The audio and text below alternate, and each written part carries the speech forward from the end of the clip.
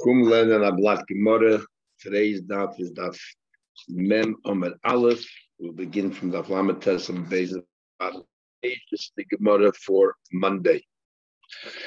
So we're talking about somebody who forced himself on upon a woman. So that's a naira. That is an oinus, or a seduced one, which is a mafata. You have to pay a knas, and then we say that an oinus has no choice but to marry the woman that he forced himself upon. But when it comes to the mefata, she can say no, the father can say no, but can he, the perpetrator? So the Gemara says, oinus shoyse batzitza, but the oinus, someone's ma'anas, he's stuck with the pat that he made. In other words, he has to marry this woman as long as she wants to. Rav Ashi. So Rav from Pazakia said to Rav Ashi, Mechti, let me ask you a question. Migmir Gamri Madod. We just said before we equate oinus to mefata to oinus regarding the amount of the knas, the penalty 50, and the shkoli, not just the coin. Is lahamil nami ligmir madod. Why don't we also compare the two and say that just like by oinus you have no, but that has to marry the woman. So too the mefata has no choice, and he has to marry the woman. Makra, therefore, we have a special pasuk where it says, "Mohar yimharenu loy isha." You should go ahead and pay the dowry that as you pay for an ordinary woman or a wife, and it says loy isha. That means he has to want to, and therefore the pasuk comes to tell us that don't make that equation. Then it says, what exactly do we mean? That he has to drink from the pot that he made. That means even if it's not in a good condition. We gave also a few examples. For example, if she's limping or blind and so on and so forth. Then happens, and then also we say that if someone is unsuitable for him, let's say a mamzeres, he cannot marry her. The question is, why not? I said, why don't you say the mitzvah say of a loisilish pushes away the aveda of the mamzelim of the kalashem? But the esadach Amali, he said to me, hey, when do we say?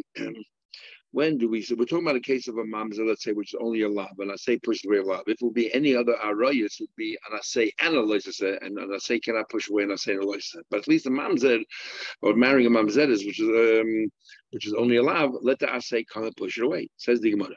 Hey, when do we say nay? When do we say let an asay come and push away a loisa? Only where it could go mila b'tzaras. For example, it's a circumcised in an area with a tzaras. You're not allowed to cut off a tzaras, but if that's where the mila is, then the asay of mitzvah mila pushes away the loises of tzaras. Why? It's not possible to fulfill the mitzvah asay without violating the loises.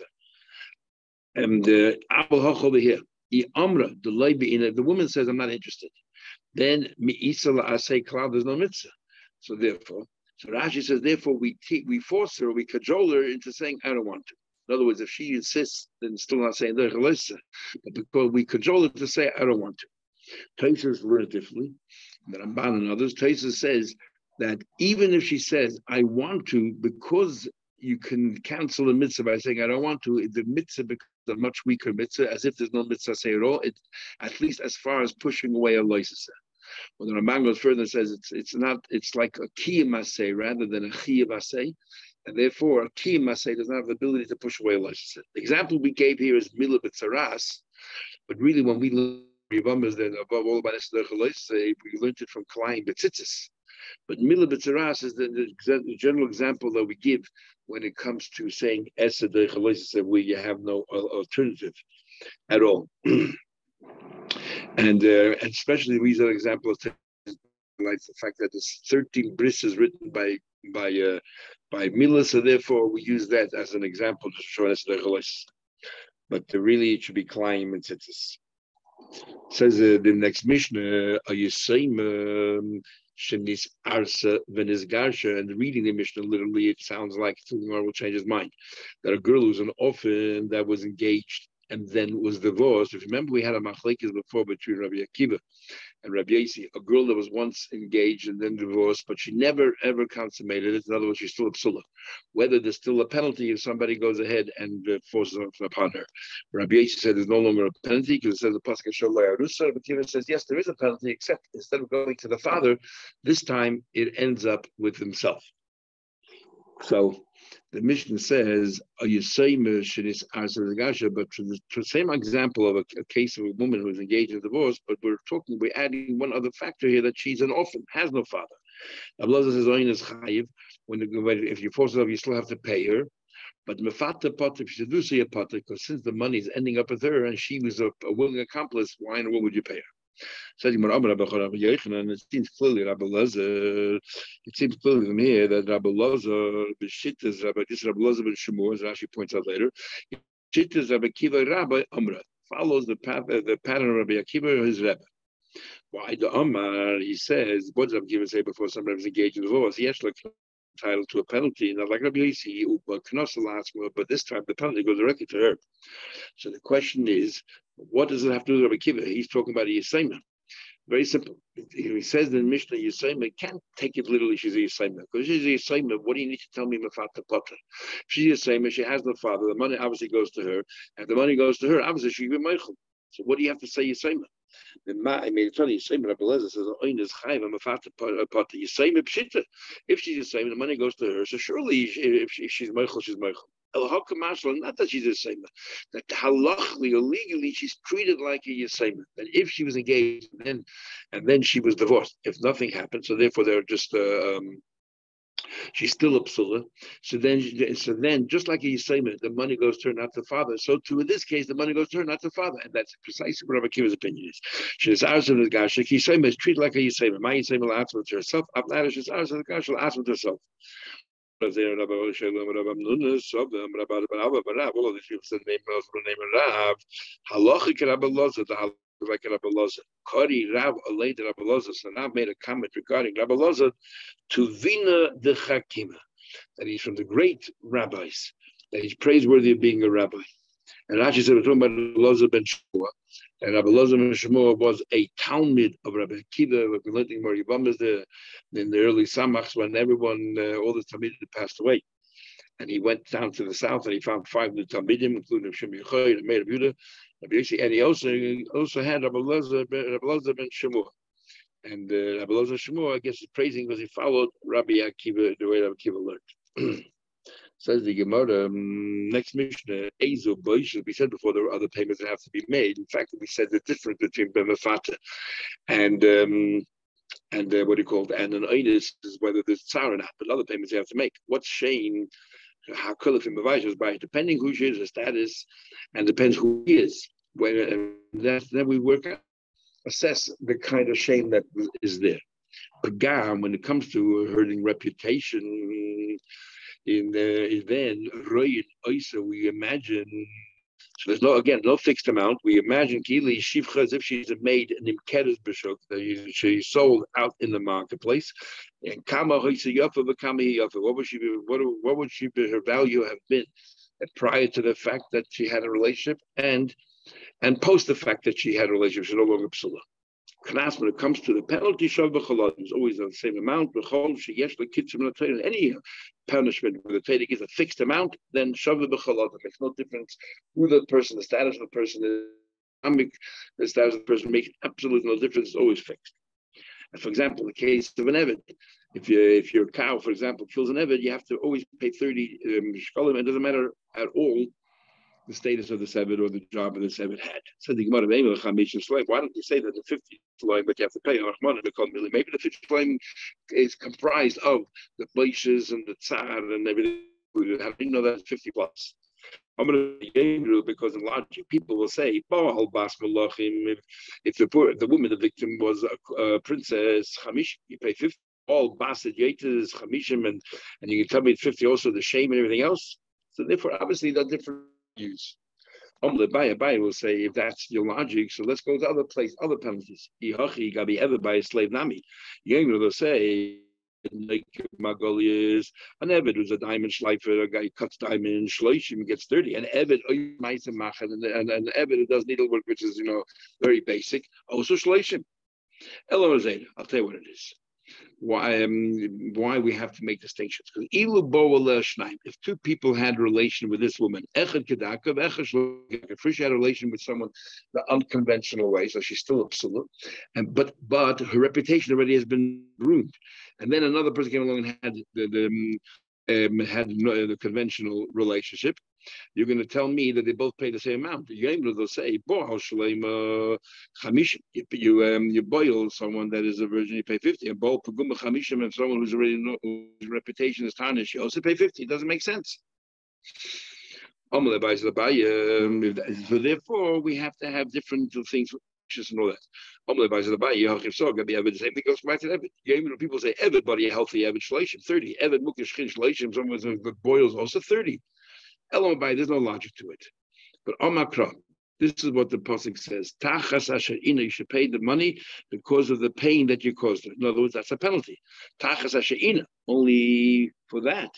There are other payments as well that have to be settled. This is the only fixed amount that there is. Another pasuk is in the pasuk we already had this before. But not the person who slept with her should give the father of the girl 50 shkalim.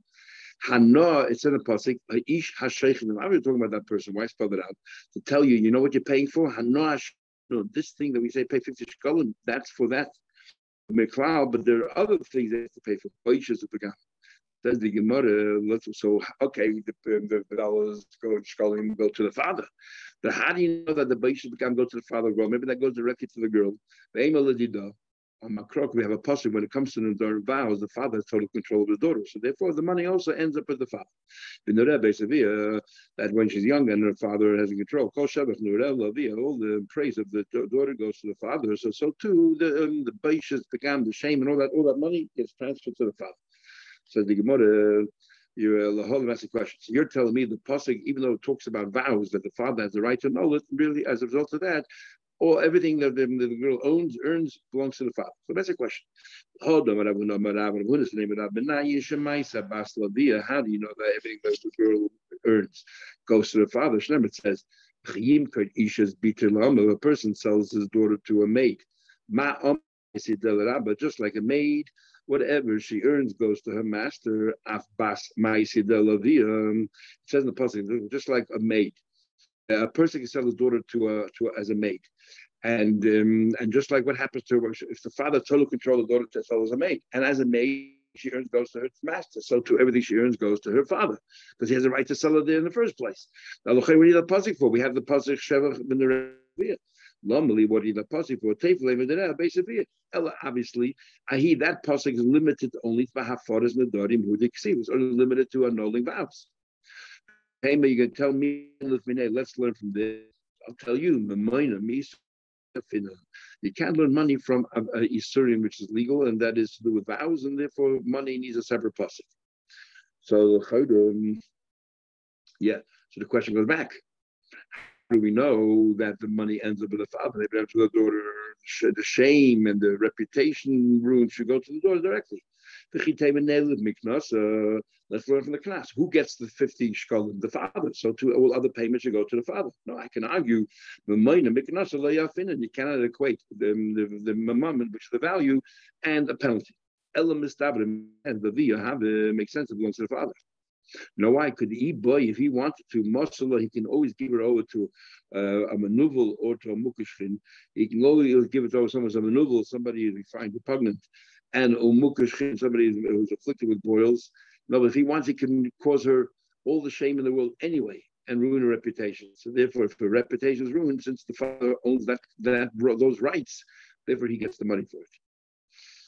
Okay, Pagam, he said when it comes to Pagam, very nice we see the shiflik and the ketters are made, sold in the market. Hey, how exactly do we assess it? I'm going to do the father Shmuel said, how much will a person pay? The difference if she is a psula versus a bula to serve. So you want to ask a question, but if all you're hiring is to serve you, who cares if she is a bul or a psula? Who cares if she's a psula or not? Ella Ula l'shitcha she'ena bula lahasir. You want to marry her to lav if you eved. So the difference in the value if the woman the shitcha you're buying for your eved is a bula or a psula slow version. So the Gemara lav what do you care what the eved gets? Why do you even care? An eved that you're fond of and you have pleasure from, and you want to make him, you want to please him, and therefore, how much are you willing to pay extra for a woman? That's how we assess it.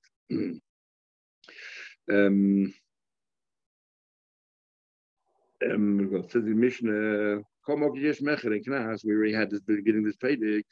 Any girl, this lead any girl that can be sold under 12 years old, the girl can be sold as a slave, but till 12 she's set free. Then it's the laws of Knas don't apply to her because it says in Naira has to be over 12, between 12 and 12 and a half. But if she gets a penalty, which is at 12 and 12 and a half, ain't mechan, then you cannot sell her as a slave, as a maid. So a girl under 12, you can sell, there's no penalty. Neither to over 12, yesh leknas is penalty, but he can't sell. But beget once she's 12 and a half, ain't you cannot sell, nor is there any penalty. It says the Gemara, this is for you, but I disagree.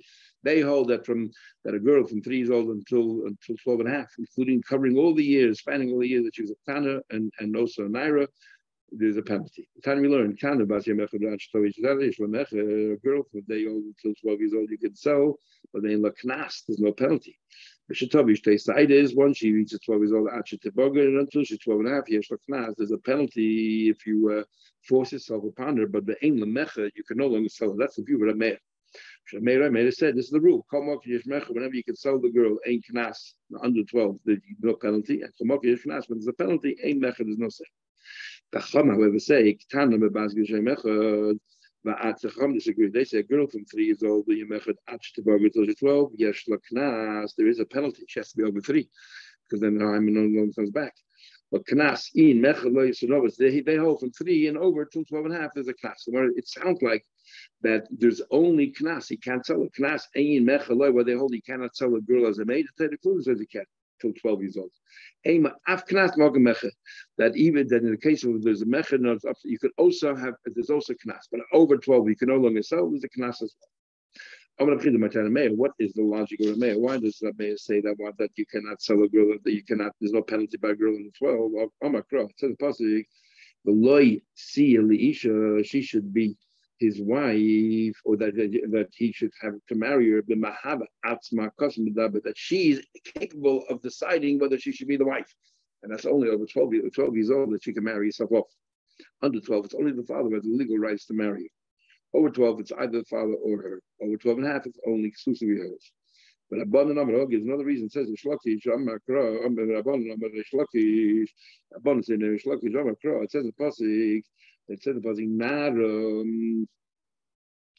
says Nara, the trader writes the word Naira, but the hay is missing. Why is the hay missing? To say incomplete. To say that it not, even if you're not a full-fledged Naira, under 12 years old, you're included as well in the rules of Tzaras. Says the Gemara, Papa heard this also. He repeated from Rashi about a Naira missing hay. That a Naira missing hay includes a Tana. Amalei said of Simon Rashi said to Atana, you heard it from there, no, I heard it from elsewhere. I heard Shlokish made this comment on another din. Shlokish says, somebody said that my kala had znus between while she was engaged, and he's making shemra on the katana. Potter turned out to be a liar. He doesn't pay attention because it says the pasuk, "Nosnu, you should give avi hanaira to the father of the girl. Naira mole dibur hakosef." It says naira with a hay, which means it has to be over 12 years old. But under 12, there's no penalty. Not about the time because the only reason because she's over 12 years old. That's how we know that there's no penalty under 12. Otherwise, you're telling me how I would have thought that even a girl under 12. But see, it says clearly the passage, what should happen to this girl if it turned out to be true? True that she was mezana. They couldn't find psulim because she was mezana. But you bring it out to the front of the door of her home. And you should go ahead and stone her. You should go ahead and stone her, and you get rid of the sanah. But how can we be talking about a girl under 12? A girl under 12 can't be including this MSI. She doesn't get punished. So once we know that the punishment doesn't apply to under 12, so to the penalty, if it turned out to be that he's lying, also does not apply to girls under 12. Forget about the fact that it says Naira with A, without A, it's irrelevant. This is what Shlok is meant to say according to this version. Naira here, it's with the hay, and we know it's definitely talking about over 12. From here on, we know every time there's Naira with the hay, it means over 12. Every time there's Naira without the hay, it means even under 12. The Mok is never Naira, without a hay, I feel the Tan, the Mash includes also a Tan. Okay, we'll stop here and we'll continue.